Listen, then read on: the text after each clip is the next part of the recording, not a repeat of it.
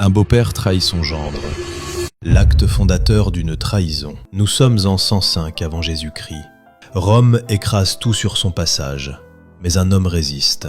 Jugurtha, le puissant roi de Numidie, l'actuelle Algérie.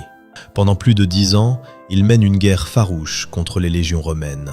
Il est le symbole absolu de la résistance amazigue. Rome s'épuise face à ce stratège insaisissable. Pour tenir, Jugurtha s'appuie sur un allié de poids, Bocchus, le roi de Maurétanie, qui correspond au Maroc actuel. Leur pacte est militaire, mais surtout familial. Jugurtha a épousé la fille de Bocchus. Unis, ils sont le dernier rempart contre l'envahisseur. Mais Rome sait utiliser le poison de l'ambition. Le général Sylla approche secrètement le roi de Maurétanie avec une offre diabolique.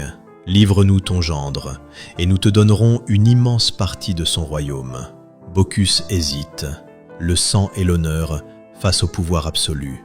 Il finit par faire son choix.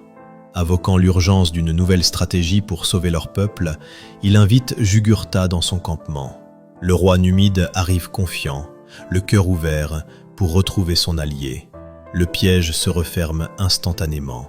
À peine arrivé, Jugurtha est désarmé et maîtrisé par les propres soldats de son beau-père. La froideur d'une trahison intime. Il est livré enchaîné aux troupes de Sylla. Le destin du grand lion de Numidie est scellé. Il est emmené à Rome, exhibé comme un simple trophée vivant lors d'une parade triomphale, avant d'être jeté dans un cachot sordide pour y être exécuté.